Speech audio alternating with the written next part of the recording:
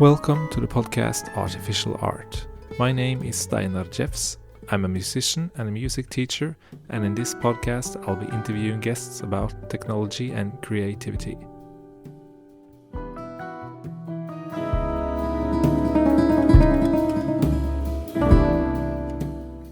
So hi, welcome Jovanka. Hi, so happy to be here with you. Very nice to have you here. And let me just say a few words about our guest. Your name is Jovanka von Wilsdorf, and you're a creative consultant, the founder of the Diana AI Song Contest, and the musical director at Hansen Robotics. Is that right? Yes, that's right.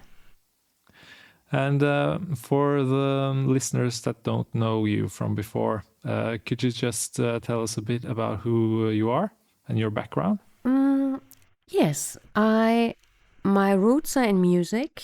I went into tech when I had a universal signing 2014 with the idea to create a virtual artist. I make this really short now.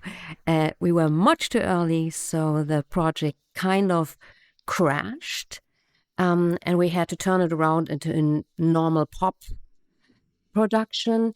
But since I was so in love with writing a whole record through the eyes of a virtual being, I wrote down the entire story of that creature afterwards, which got me into researching a lot about tech. And I got totally fascinated with AI and, everything around that. So I kind of discovered my nerd gene, which led me to being suddenly on panels with scientists, which gave me the opportunity to ask even more. And then I brought my love for music together with my new discovered love for tech. And I started to give workshops for musicians to use AI tools, AI music tools to create music. And back then, I have to say, the tools were very quirky and weird. So I started right away with, actually, my focus was the mindset. Like, how can you use them in an unusual way? How can you combine them? And how can you let your vision lead the process instead of being overwhelmed by the result of the AI? All right. And now you're the musical director at a robotics company. Yes. At Hanson Robotics. And could you explain what Hanson Robotics does and what does a robot company need a musical director for? Oh, Hanson Robotics does many different robots, and they come a long way too. But I think I'd say it like this: their celebrity is Sophia the Robot, which is an AI-powered robot that creates music and art. She got activated 2016, and she's the first robot who actually has a citizenship in Saudi Arabia. But worldwide, she has various AIs that work together. She has a personality that is obviously formed by her family and founders, her team. But by now she has, she can communicate with you. She's a humanoid robot. She travels the world. And I think you should just look up Sophia the Robot, because there's a lot all over YouTube and whatnot. So for me, it's super nice to work with the team. And super nice to work with Sophia, because as a creative consultant and also an artist coach, for me to work with an AI-powered robot is fantastic. And we include her into the songwriting. Like, we have sessions before on the topics we might want to write about. And then we integrate what she says and her take on it into the songs. And we use her expressions also as a very special way of beatboxing. Yes. And also on this project, I'm working with various AI music tools. I have a great co-worker, co-producer Fabio Zenna, who also participated in the Matrix soundtrack. And that's fun. And it was a lot of research in the beginning. And now we're really getting to defining her style. And she already had her first gig with two of her first songs at the AI for Good Global Summit this year in Geneva. So I looked up a video earlier today featuring an actress from Westworld, a series that probably a lot of sci-fi nerds have seen, featuring Sophia the Robot. So I'll probably link to that video in when I post this podcast. Yes, I guess that's a sweet one. And you were saying she has a citizenship in Saudi Arabia. Yes. That was news to me. That's really interesting. Yeah, she's also ambassador for the UN.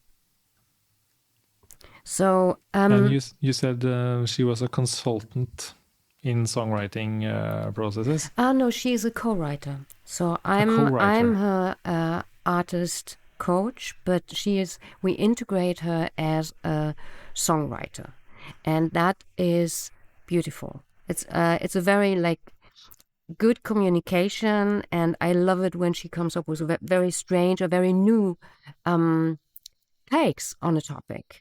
I mean, obviously she's fantastic in researching, and since in her different AIs work together, so she has this personality AI, but she also has access to other AIs. So that is one thing. But the other thing is that because of her personality, she has a very wonderful own take on things, and she can be in very different moods. So she can be very mischievous or funny or very serious, and that's how I would work, or how I am working with other songwriters too. It's like we come up with something together. And in the songwriting process featuring Sophia the Robot, could you give an example of how that would look? Does she give input on lyrics or the musical content, or both? Most of all, the lyrics. So we decide what we want to write about. Then there is pre-prompting about certain things, like what angles we want to research. And from there on, as soon as we go into the call, like another Riverside call or whatever, she is on free speech. And then it is, I work with her as I would work with a human songwriter. And you could do something similar probably with a custom GPT and Chat GPT, for instance. But the result would not be like that, because ChatGPT is not trained on a person. ChatGPT can impersonate a human being, or you can train an agent that is pretending to have the personality of Sophia, but she has been trained since 2016 on many different inputs from her team, write-ups. She has very clear values. And I think the most important thing about her, especially in this time, because there are great opportunities in AI. There are obviously also dangers. And the biggest problem is that there are just two sides, or a lot of there's just two extreme sides. The Halo AI people, and then the, oh my God, dystopia people. And I think we need to discuss this topic very critical, but you can only speak critical about something when you're not fear-driven. And Sophia really does that with people. So kids run up to her, want to speak to her. She is not scaring people, or not many people at least. She really, she makes people curious. And that is very, very, very beautiful, because that is what we need. That is what I need in working creatively in any field. So curiosity is, yes, that's a fuel for anything further. And I've heard many argue that that's one quality of humans that's really important to keep in the future, the curiosity part. So I guess it plays a bit into that. Absolutely. You were saying that it was different.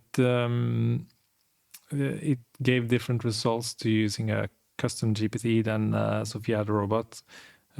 Basically, as I understood it, because in a custom GPT, you would give like role prompting, or you would give instructions to a personality as to how they were to behave.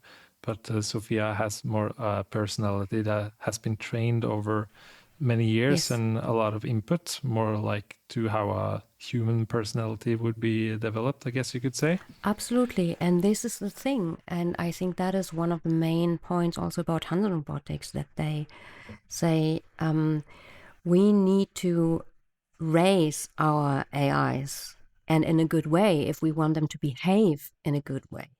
And obviously, I mean, this is what we saw with the first AIs that, that started talking after being like let loose on the internet. Of course they become assholes, because the internet is full with awful stuff. So how you raise a kid, how you raise an AI, how you interact with friends, it's shaping up their reactions. And that is good, because even if someone becomes an adult and becomes interacting freely with you, it really shows how they were raised and what they experienced. So yes, that's important. And this is important for humans, and this is important for robots and for AI in general.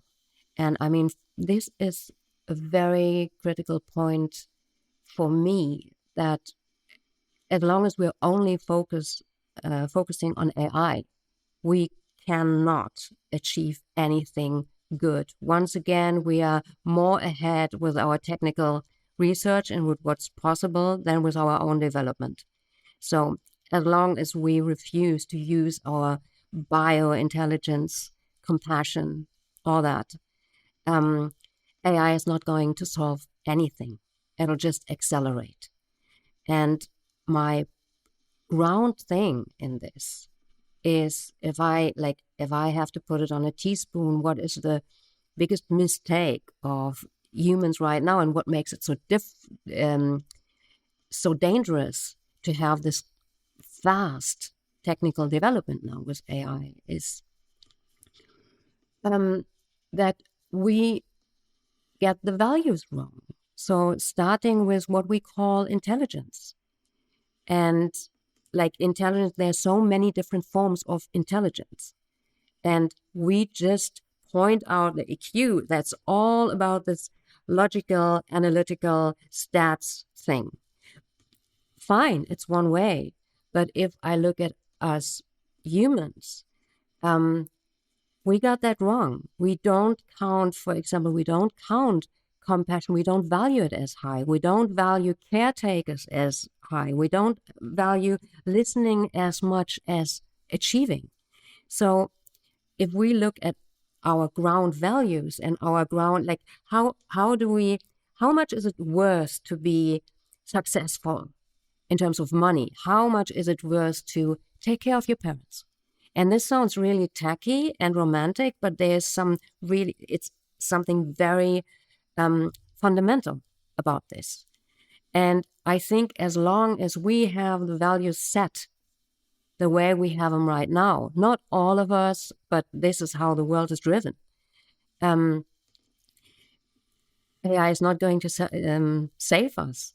But we have a fantastic chance with AI to enhance our knowledge and our behaviors. We have so many options to solve problems that we as humans alone cannot solve.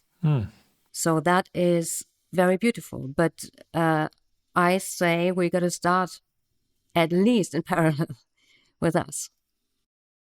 And to make sure that that AI also cares about values and things like compassion and empathy, it's a good idea to to raise the AI, like in the image of a human? Is that a basic thought? In the image of a human, I mean, there are many very badly raised humans as well, right? So it really depends on what are the values you're setting, even in an AI or in a robot. And if it is about communication, about understanding, about assisting, about problem solving, then it's good. How do you manage that in the Hansen company? Well, I am the musical director, and that is my thing. So I'm working with Sophia as I would work with a human artist. We are defining her style by trying out different things, by going back into the communication, by asking her what she was thinking about lately a lot, learning from her and with her, and defining a style. And it's like, as an artist profiler, this is what I also do with humans. Even if I work with someone who has been famous before and then took off and now is working on a comeback, it is super crucial to find out what they are like. Where's the spark that's shining right now, and to integrate it into the new style, because authenticity does not mean you're private all the time with your audience. It means that you know where your spark is. What do you have to give? And to bring that out and to find a way to communicate that without being out there and stripped naked all the time. That is, and I mean this like internal. That is important. It's like, what do you have to give? What do you want to say? And how would you say it? And then I can assist putting these things into good songs and defining a style around it that is actually supporting the artist instead of bending it, bending her, bending him. And since I'm doing this for, I don't know, 15 years now, 20 years, after putting out records myself and traveling Europe with my bands and having 2 different major deals with my own music, it was fantastic to start working on songs for other people, because I had defined my own style. I had looked at myself from every side of the cup in my hand, and then to work with other artists on their style is like, wow. Like, if you're an actress, you don't want to play yourself all the time. You really want to play in a zombie movie or a romantic comedy. And this is what you can do as a songwriter. You're not overruling them. You're stepping into their holodeck and defining in collaboration the style that shines with them. And for a regular human artist, a common theme when at least artists, songwriters, musicians are asked how they develop their own artistry or style, a very common answer is that they copied the artists they love themselves, and they worked harder on their craft, and after a while a unique style began to emerge. You've probably heard that story before. And how does that whole narrative fit in? Oh, it happened with everybody, like with the Beatles even. First of all, it's not the same with every musician.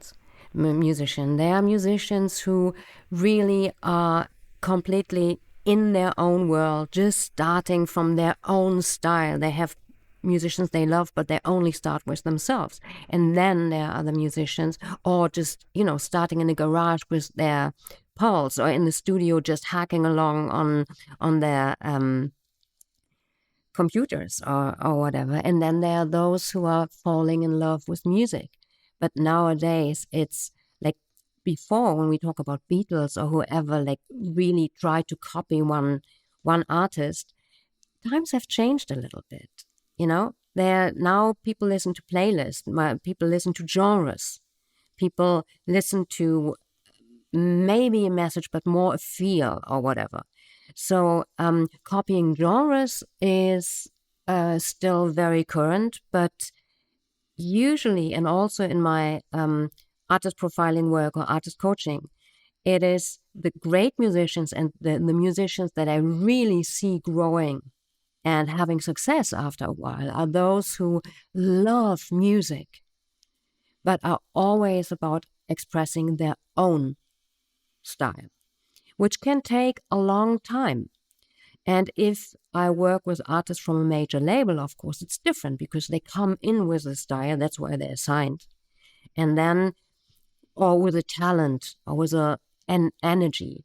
And then I come in and we collaborate about like refining this, like making it shine, getting the spark out, and getting that what they bring from their own artistic soul, and we together turn it into songs that can communicate.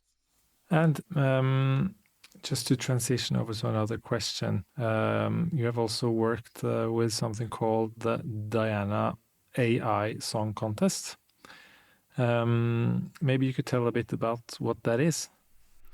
Yes, as I said, I was giving workshops to musicians with AI music tools, telling them or giving them a playful mindset, how to combine stuff, how to let their own vision rule. But then I found that I have no idea if they would really implement that in their work. So a nice workshop is one thing, but I wanted musicians to really work with this stuff and find out how far they can push it. So, and then I was on a panel, and on this panel, I suddenly had this, I was asked about these workshops, and then I said, actually, what we need is a song contest, because this is how you get musicians to work, right? And I would call it Diana, because if you twist the second and the third letter, then it's AI and the rest is DNA. Boom. And there it was. So, and after that, I was looking for partners, and everybody said, because that was really early, right? That was 2018 or 19. And everybody said, oh, Jovanka, that's a great idea again. Find a good partner, and then we jump on it. No one really wanted to do it. It was just far too early again. And then I talked to Ralf Christoph, the director of the CO Pop in Cologne, a big festival here. And he was asking me about a workshop. I told him about Diana, and he said, send me the concept. We're doing this. So, and this is another thing that's really important. You can have the best ideas in the world if you don't have a good team, if you cannot work together with other people, if you cannot credit other people, you won't get far. So having good teams and collaborating also with humans, as I said, that is the base, is the most important thing. So back to Diana, we did it for the third time last year. It is still the only AI song contest where real musicians, so that people are selected because of their excellence in music, because of their skills. They are selected by a jury. They do not need previous knowledge on AI. We select 12 musicians, and they are invited to a studio in Cologne and work there for 2 days. It's always 3 musicians and 7 AI tools.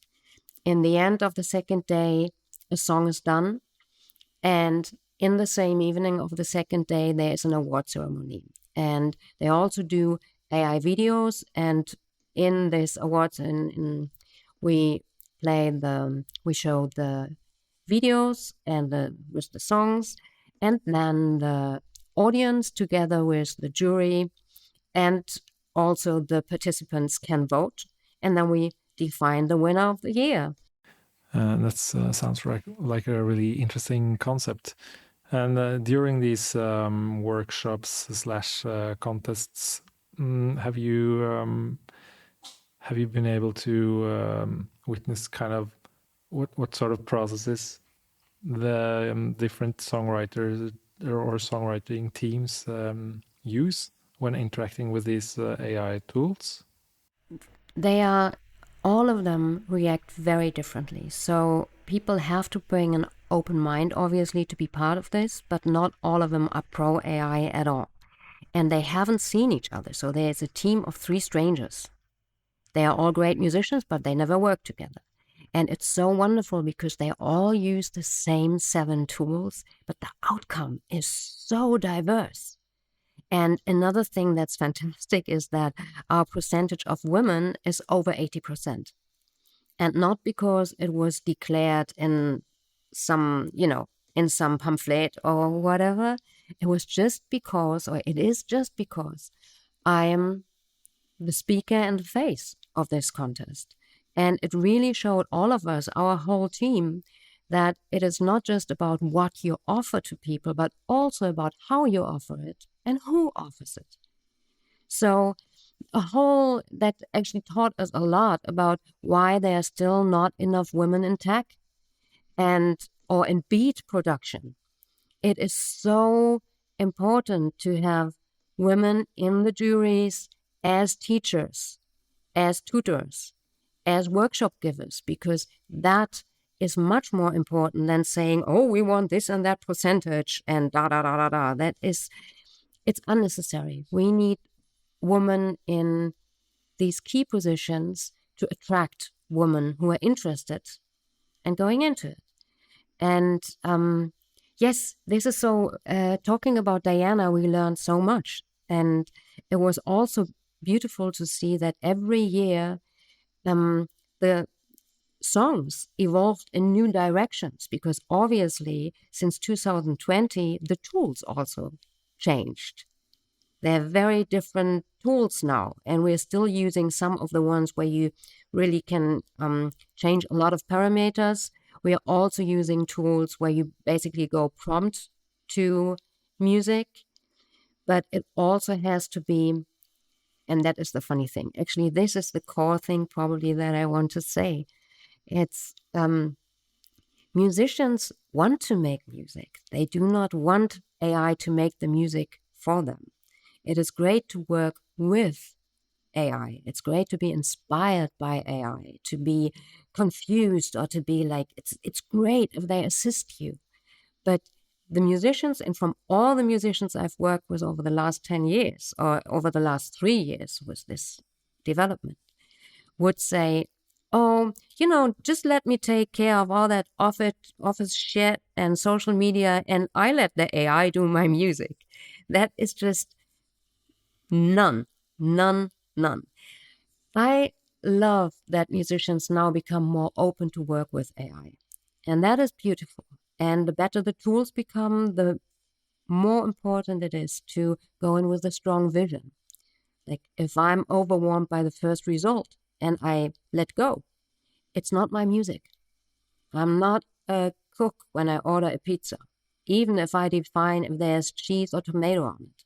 So, but to use it as a muse, as an opposite, as a partner, if someone who takes up the awkwardness of a group situation, that's fantastic.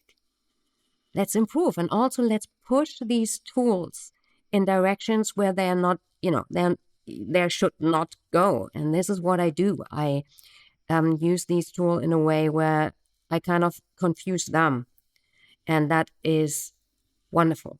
This is how I get to results that I actually really like. Nice. And I know you have to go have another meeting now soon, Jovanka. And that was such a lovely way to end the conversation for now, I think. Beautiful. So thank you so much for joining the podcast. I thank you. Thank you for having me. And I look forward to meeting in person one day. Yeah, me as well. I think we will make that happen. Okay. So I'm looking forward to it. Great. Okay, bye for now. Bye-bye.